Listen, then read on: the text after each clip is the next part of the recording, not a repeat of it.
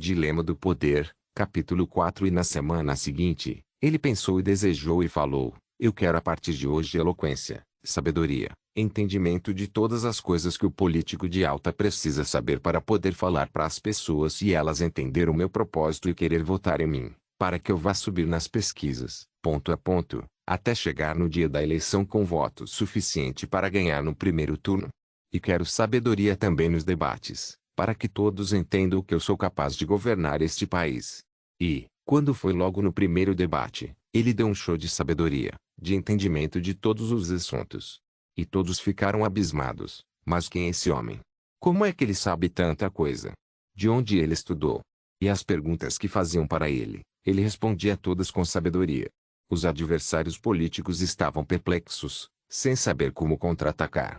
A plateia estava impressionada, e os jornalistas não paravam de elogiar a performance do candidato. Ele é um fenômeno, diziam. Nunca vimos nada parecido. E ele, com um sorriso confiante, continuava a responder às perguntas, sabendo que estava a um passo de alcançar o seu objetivo. A campanha eleitoral estava apenas começando, e ele estava pronto para enfrentar qualquer desafio. Assim como ele pensou, desejou e falou, chegou o dia da eleição e ele ganhou em primeiro turno com uma vasta diferença do segundo colocado. Passada a eleição, ele montou uma equipe com poucos ministros, apenas 7, e na primeira reunião, ele falou tudo o que ia acontecer no seu país. Que eles iam, como ele tinha prometido na campanha, zerar a violência, zerar o uso de drogas, furtos, roubos.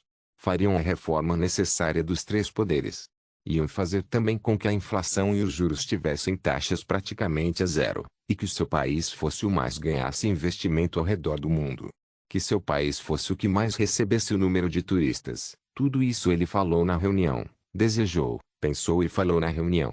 E agora, 2 anos depois, o país dele estava nessas condições, recebendo mais turistas, a inflação praticamente zero, os juros praticamente zero, violência zero, uso de drogas zero, desperdício zero. Então, os outros países não sabiam mais o que fazer para conter o crescimento exagerado do seu país, e começavam a contestar e até a fazer afrontas e entrar em guerra contra o seu país. Mas ele desejou, pensou, desejou e falou que ninguém ia contra o seu país.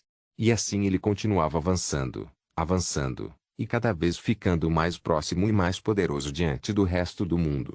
Os líderes mundiais começaram a se reunir em segredo, tentando encontrar uma maneira de conter o avanço do país.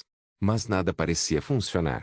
O país continuava a crescer, e ele continuava a ser o líder incontestado.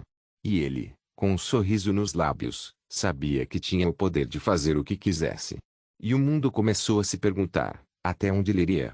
Passou o primeiro governo, veio a reeleição e nenhum candidato se atreveu a enfrentá-lo.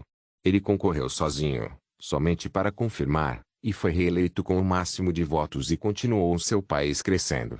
Aí ele pensou, desejou e falou, eu quero que a moeda do meu país seja a mais forte do mundo. Eu quero que o meu país seja o mais rico do mundo nos próximos 4 anos. E assim, as coisas começaram a acontecer a favor do seu país, cada dia acontecendo coisas extraordinárias. Os seus atletas eram os melhores, ganhando campeonatos por onde participavam, em todas as modalidades e competições. A ciência, a tecnologia, tudo no seu país estava em primeiro lugar.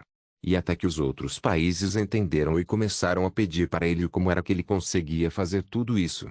Aí ele viu a humildade deles e começou a passar o seu segredo para alguns, mas não para todos.